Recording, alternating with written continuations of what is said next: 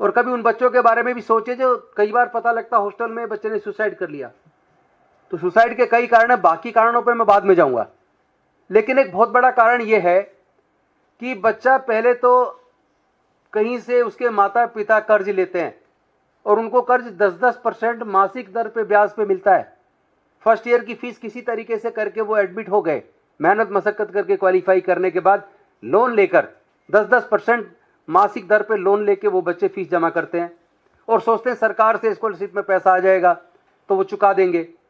लेकिन पूरी साल निकल जाती है और कई बार तो 2-2 साल चली जाती है, अगली साल की फीस का इंतजाम नहीं है और जो पिछली साल लोन लिया था वो लोन नहीं दे पा रहे, उसका कर्ज बढ़ता जा रहा है।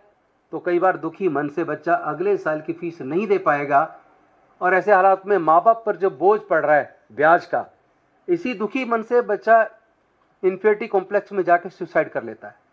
दुख की बात है कि कोई सरकार इस पे गंभीर नहीं है। केंद्र सरकार, ना तो केंद्र सरकार गंभीरता से ले रही है और ना ही ये राज्य सरकार है, जहां केंद्र की जो सरकार जिस पार्टी की उनसे जुड़ी जो सरकारें राज्यों में, विशेष रूप से उन सरकारों में तो अधिकारियों की भी कोई SC ST EBC OBC minorities के बच्चों के भविष्य को लेकर कोई चिंता है ही नहीं। अगर इतना भारी ड्रॉप आउट है या स्कॉलरशिप इतनी गिरती जा रही है, लोग अप्लाई नहीं कर रहे तो क्यों नहीं कर रहे हैं, बच्चे कॉलेज छोड़ रहे हैं तो क्यों छोड़ रहे हैं?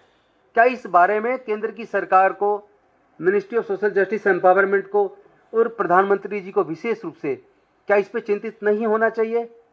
मजबूरी में विपक्ष के नेता राहुल गांधी जी को जब ये बात दरभंगा में पता चली, बच्चों से बात करके बड़े दुखी मन से उन्होंने आदरणीय प्रधानमंत्री जी को लेटर लिखा। वो लेटर अभी आपके सामने हम दिखाएंगे। वो लेटर उन्होंने लिखा और उनसे विनम्रतापूर्वक निवेदन किया है कि ये राजनीति का विषय नहीं है, कम से कम इन गरीब बच्चों के बारे में प्रधानमंत्री जी सोचें।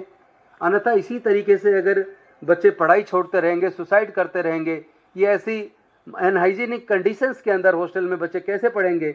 और दूसरी तरफ बात मेरिट की होती है। जो बच्चा मन से इतना परेशान है, वो बच्चा पढ़ाई में मेहनत करके दूसरे बच्चों के सामने, जो पैसे वाले घरों से जो बच्चे आते हैं, उनका मुकाबला कैसे करेगा?